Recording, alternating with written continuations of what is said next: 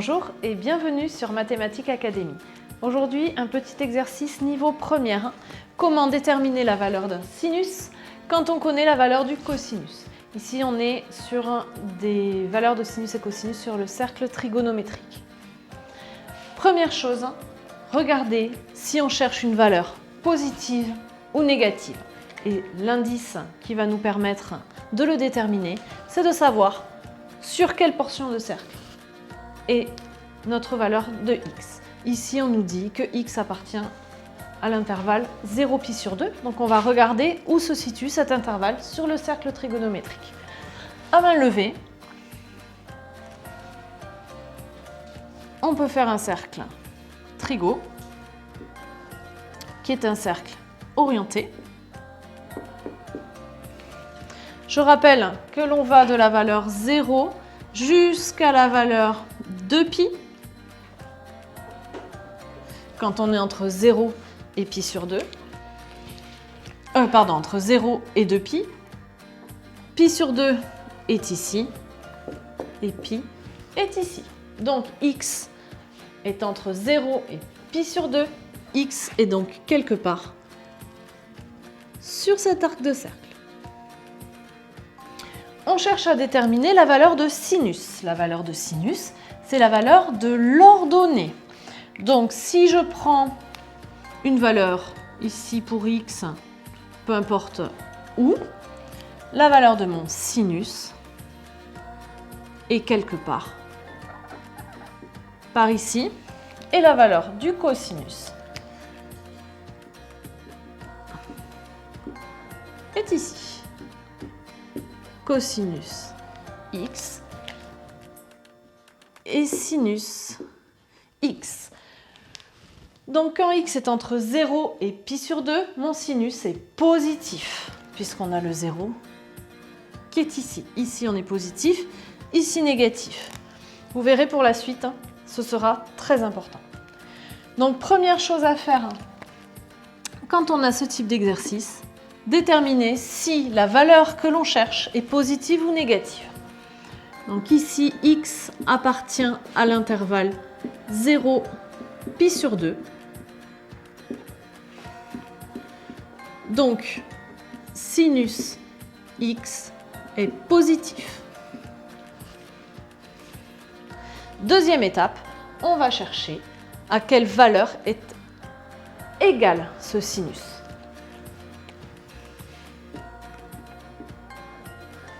Pour ça, on a une formule qui lie le cosinus et le sinus. C'est la formule, cosinus carré x plus sinus carré x est égal à 1. Cette formule, elle est très importante. Il faut absolument la connaître par cœur. Quand on est là, eh bien, la valeur de cosinus, on la connaît, elle est donnée dans l'énoncé, donc on peut la remplacer. Donc on a 1 plus racine de 2 sur 4. Ça, c'est la valeur de notre cosinus. Vous pouvez la taper à la calculatrice, elle est bien comprise entre 0 et 1, donc ici tout va bien. Et on la met au carré. Le sinus, on ne le connaît pas puisqu'on le cherche, donc on le laisse. Sinus carré x est égal à 1. Et ici, on a une petite équation carrée que vous savez résoudre. On va isoler notre sinus carré x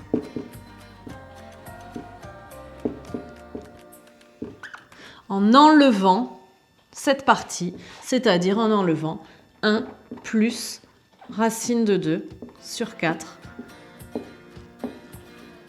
au carré. Cette partie-là, on va la calculer.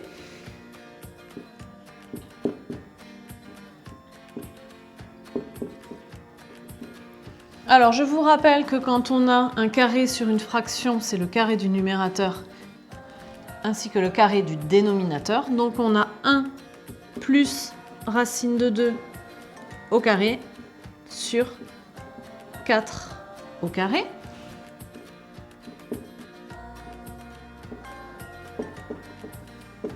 Ici, on a donc une identité remarquable, a plus b, le tout au carré, qui se développe en a carré plus 2ab plus b carré. A carré, c'est 1 au carré, ça fait 1, plus 1 fois racine de 2, ça fait racine de 2, fois 2, ça fait 2 racines de 2, plus racine de 2 au carré, qui fait 2. Le tout sur 4 au carré, qui fait 16.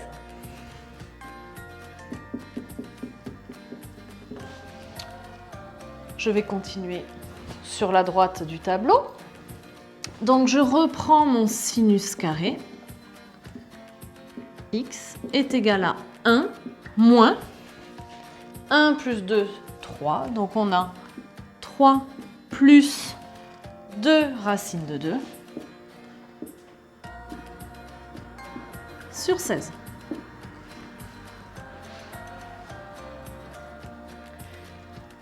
Maintenant, on va tout mettre au même dénominateur. Sinus carré x est égal à 1, c'est 16 sur 16. Donc 16 moins le numérateur, donc on a moins 3, mais aussi moins 2 racines de 2 sur 16. Donc sinus carré x est égal à 13 moins 2 racines de 2 sur 16. Voilà. Ici, on ne peut pas réduire davantage.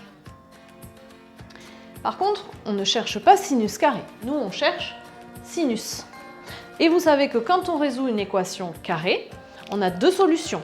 La racine ou moins la racine carrée. C'est pour ça qu'il était très important dans un premier temps de savoir si on cherche une valeur positive ou négative. Ici, on cherche une valeur positive, donc on prend tout simplement la racine, mais surtout, on n'oublie pas de le justifier. Or, sinus x est positif, c'est ce qu'on a montré ici.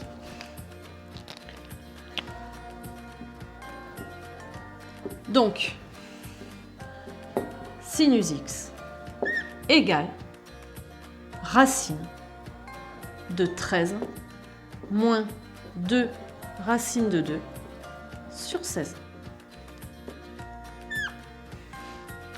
Qu'on peut réduire un tout petit peu ici sur la racine de 16, si vous voulez.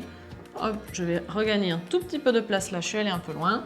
Sinus x égale racine de 13 moins 2 racines de 2 sur 4. Et cette fois, c'est terminé.